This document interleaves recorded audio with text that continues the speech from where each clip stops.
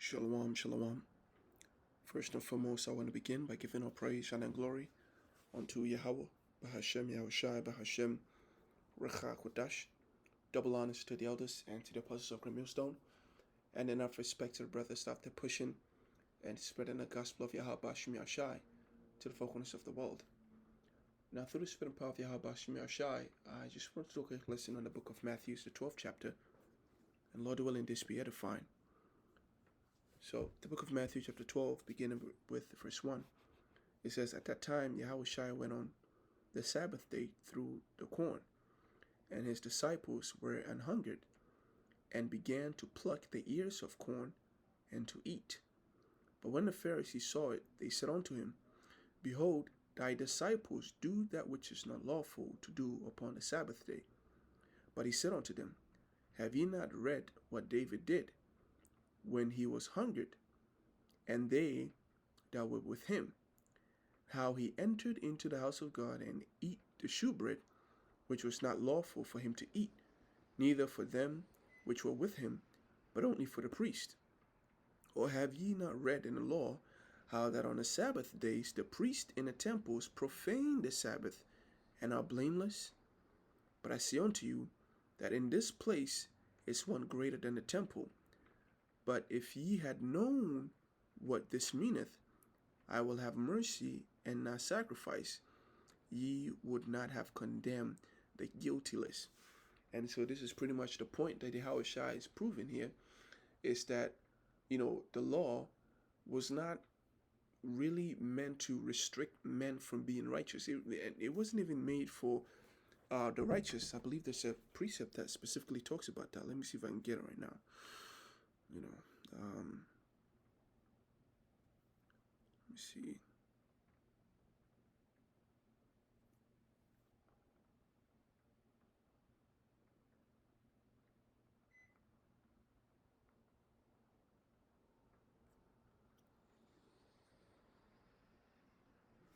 All right.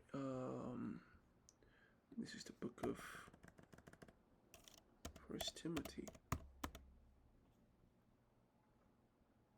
and is it 1 and 9? So the book of First Timothy, chapter 1, beginning with verse 8, it says, well, actually, hold on.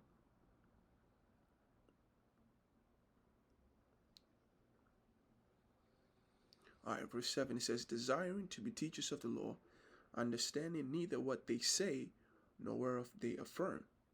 But we know that the law is good, if a man use it lawfully." All right, what does that mean? He's going to explain it.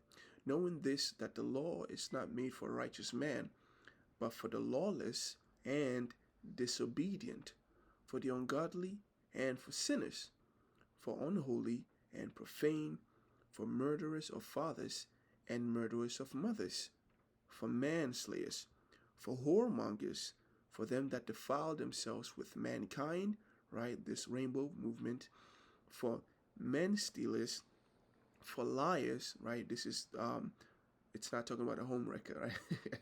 It's talking about slavery, "for liars," right? Let's double check that right now.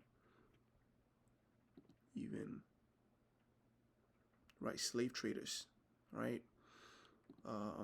Actually, let's go into that point is proven. Let me just bring out the precept.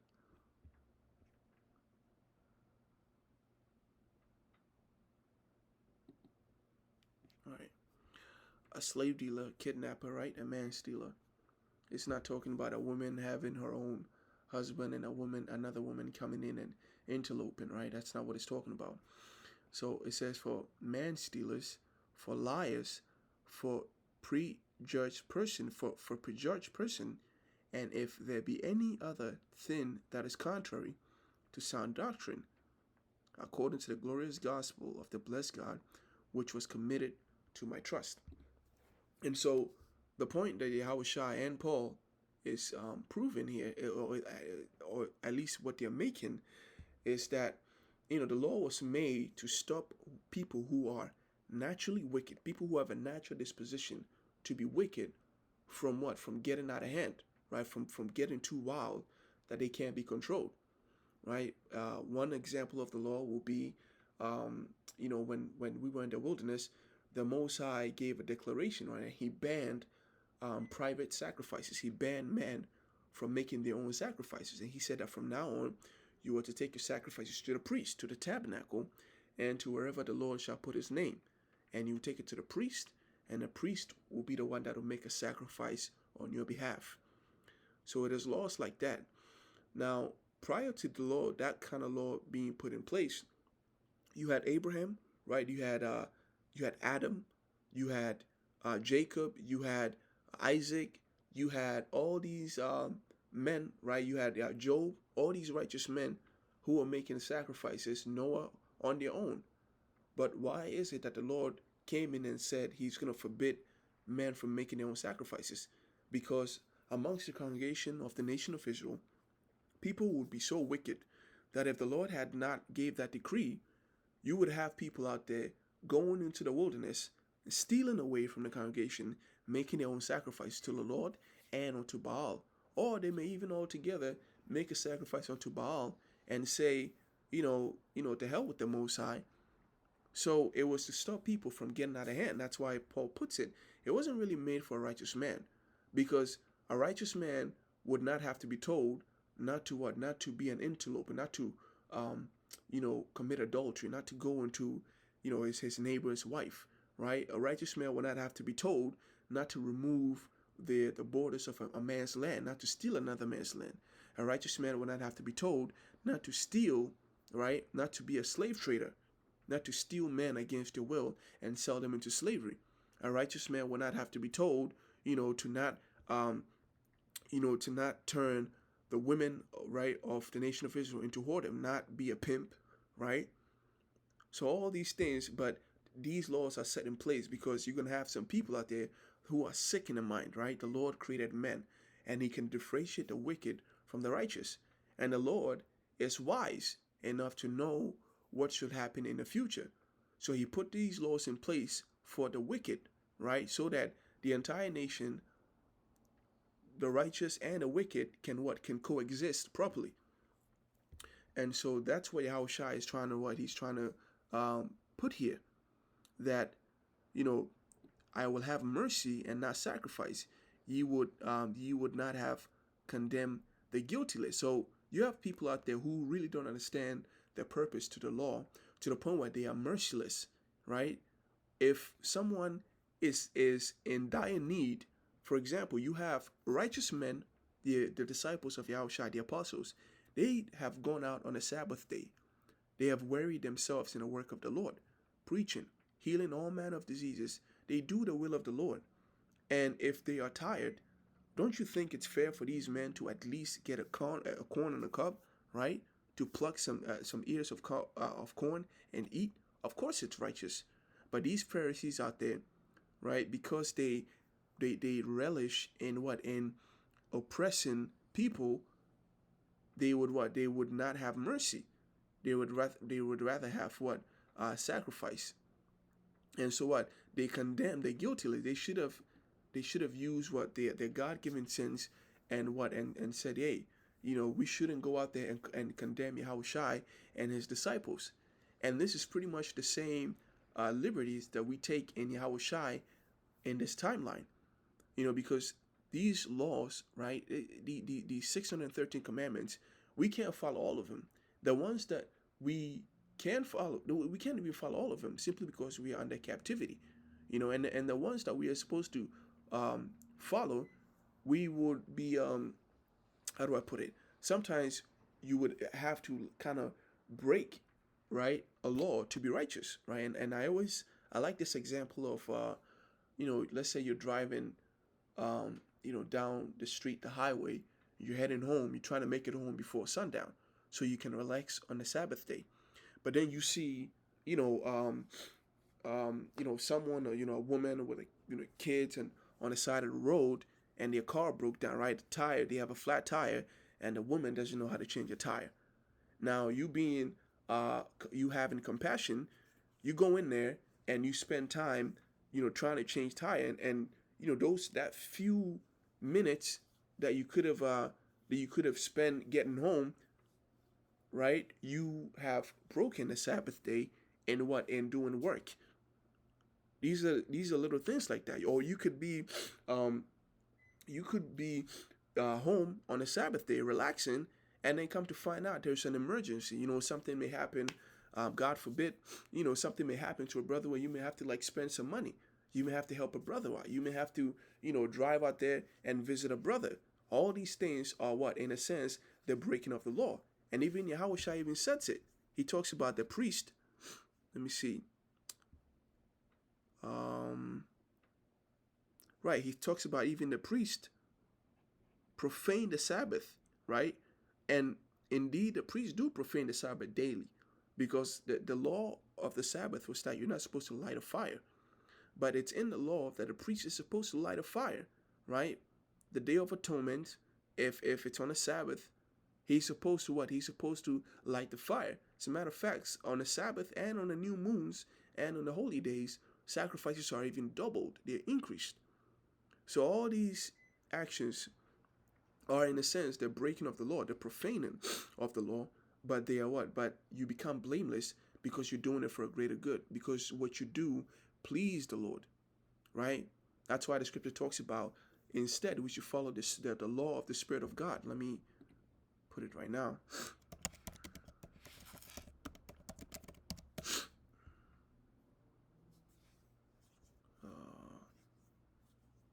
The law of the Spirit. Let me.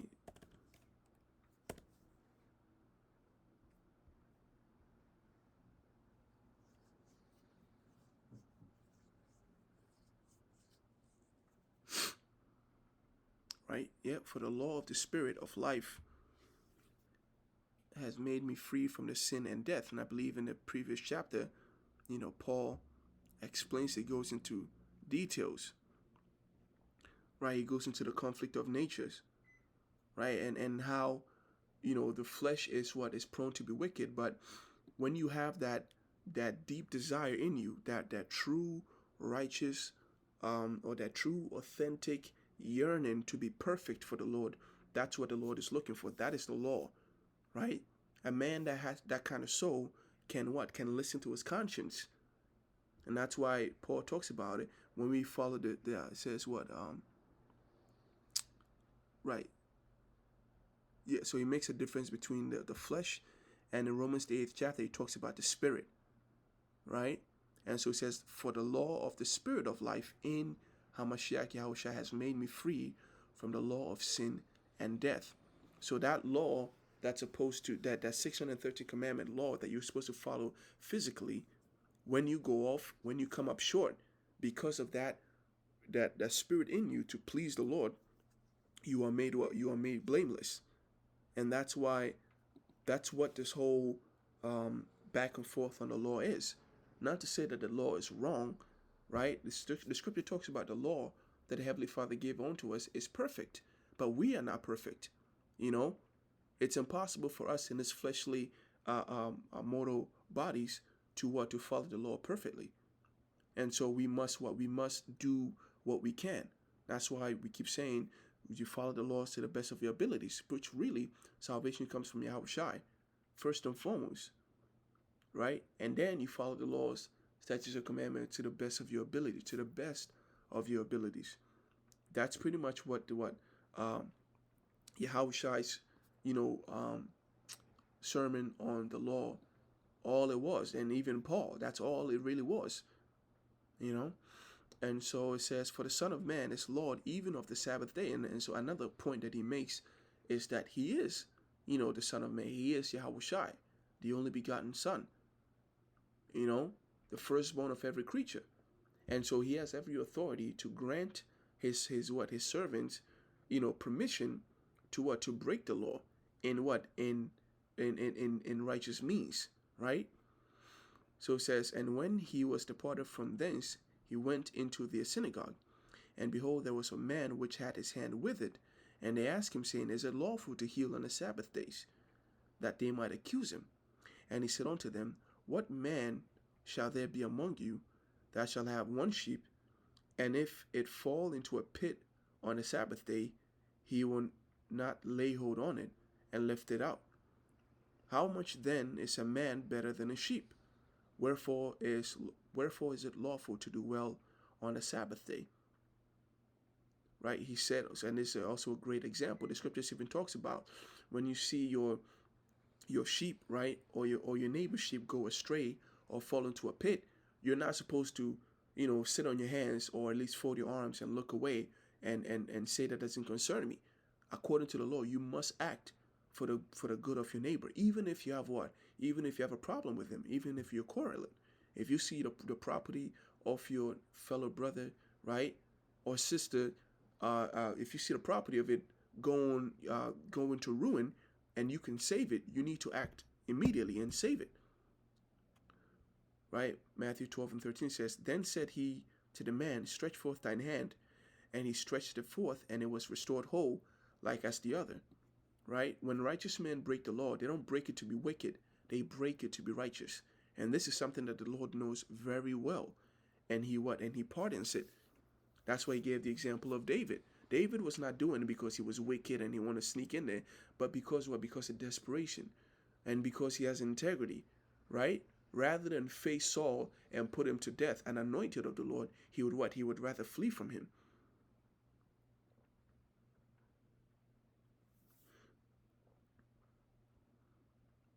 Then the Pharisees went out and held counsel against him, how they might destroy him.